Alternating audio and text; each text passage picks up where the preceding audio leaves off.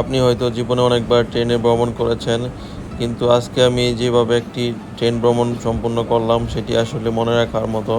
আমি যে কামরাটিতে আছি এটি হচ্ছে একটি ইঞ্জিনের কামরা। এখানে আর কোনো লোক ছিল না। ২ টা বেড ছিল শুয়ে থাকার মতো। তো আমার মনে হয়েছে আমি আর বাহিরের পরিবেশটা উপভোগ করতেছিলাম। এখানে আমার সাথে আর কেউ ছিল না, আমি একাই ছিলাম। খুবই অসাধারণ এবং খুবই মনে রাখার মতো একটি ভ্রমণ আজকে সম্পূর্ণ করলাম। আজকে আমরা যাচ্ছি ঢাকা থেকে ময়মনসিংহের উদ্দেশ্যে। আমাদের পাশ দিয়ে যে লাইনটি দেখতেছেন সেটি হচ্ছে রাজশাহীর উদ্দেশ্যে চলে গেছে এবং আমি যে লাইনে আছি সেটি হচ্ছে সোজা দেওয়ানগঞ্জ, মোহনগঞ্জ ওইদিকে চলে গেছে আরকি।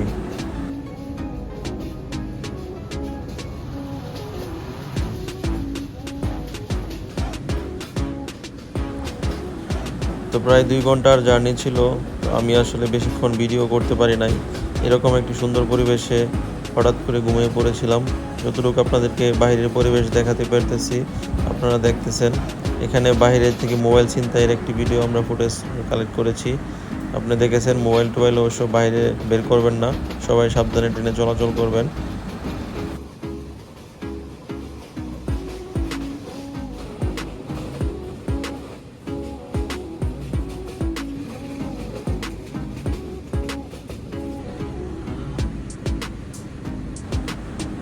প্রায় অনেক সময় ধরে আমরা বাইরের সৌন্দর্য উপভোগ করতেছিলাম এবং দেখতেছিলাম বাইরের আশেপাশের পরিবেশ কীরকম, গাছপালা।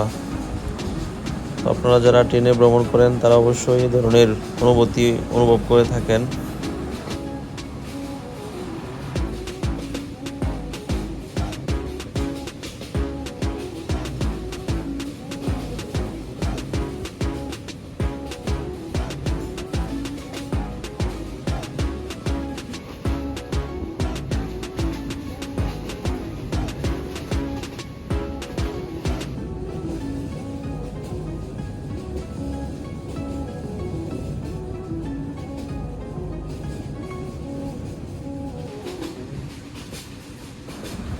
ভিডিওটি অবশ্যই শেষ পর্যন্ত দেখবেন এবং আপনারা কে কে এরকম পরিবেশে ট্রেন জার্নি করেছেন সেগুলো আমাদেরকে কমেন্ট করে জানাবেন।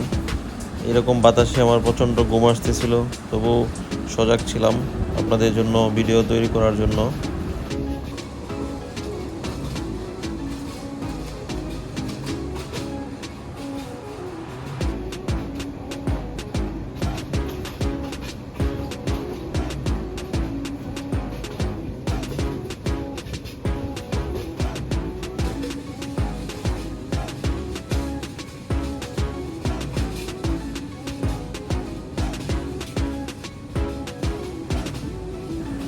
ভিডিওটি ভালো লাগলে অবশ্যই লাইক, কমেন্ট, শেয়ার করে দিবেন এবং আপনাদের কোন কোন জেলায় ট্রেন ভ্রমণ করেছেন কমেন্ট করে আমাদের অবশ্যই জানিয়ে দেবেন।